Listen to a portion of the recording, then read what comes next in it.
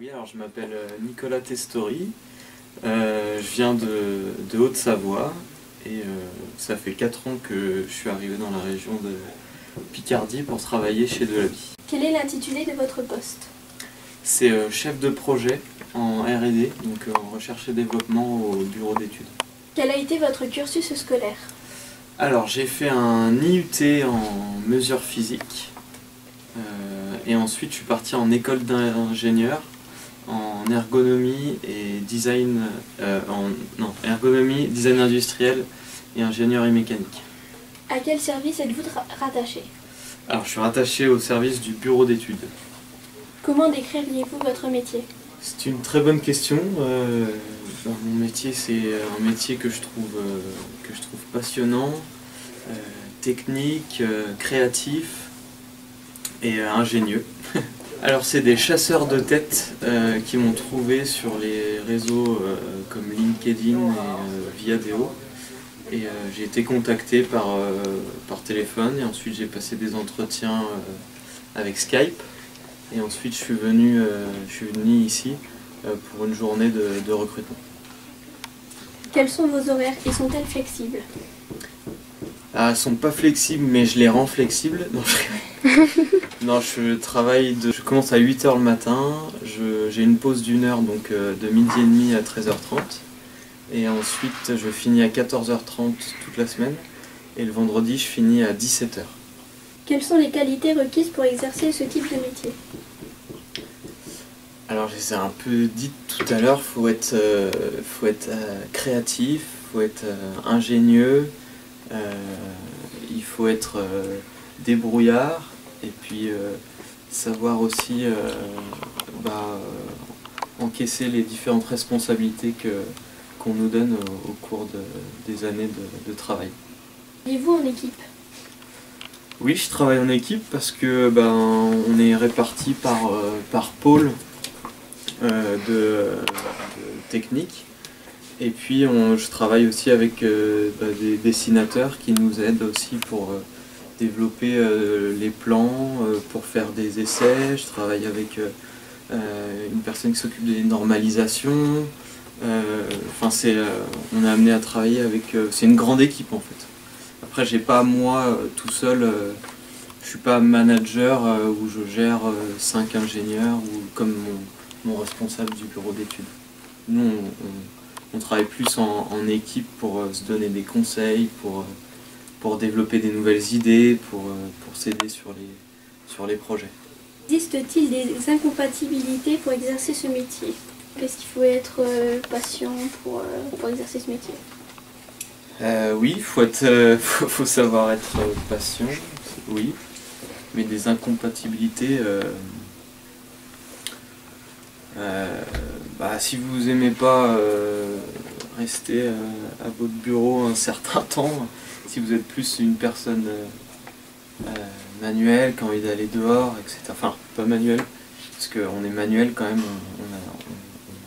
on manipule, on crée, on invente, on cherche des solutions en construisant avec des prototypes, des imprimantes 3D. Mais au niveau incompatibilité, je dirais, faut avoir quand même un minimum de créativité et puis savoir s'adapter. Si on ne sait pas s'adapter au changement. Oui, on est évalué tous les semestres. Et puis à la fin de l'année, on a un entretien avec notre référent technique et puis le responsable du bureau d'études sur le travail qu'on a accompli durant l'année.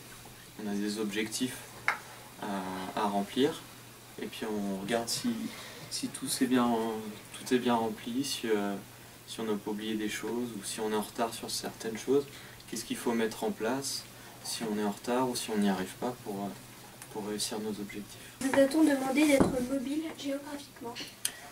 Oui, ça nous arrive de nous déplacer pour aller voir des fournisseurs. Quand on développe des produits, toutes les pièces elles viennent pas du même fournisseur et par exemple je suis allé au Portugal voir la fonderie. On a une fonderie pour les corps des robinets. Ça nous arrive d'aller en Chine, alors moi j'y suis pas encore allé, mais on peut aussi être amené à aller en Chine, en Angleterre. On doit être mobile. Ça nous arrive pas souvent, mais on va pouvoir partir. Dans quelle tranche vous situez-vous au niveau de la rémunération mensuelle? Des tranches, t'as quoi comme tranche? Alors moins de 1500 euros, entre 1500 et 2000 euros, 2000 à 3000 euros ou plus de 3000 euros. Entre 2000 et 2005. Que pensez-vous de votre métier et pourquoi le choisir?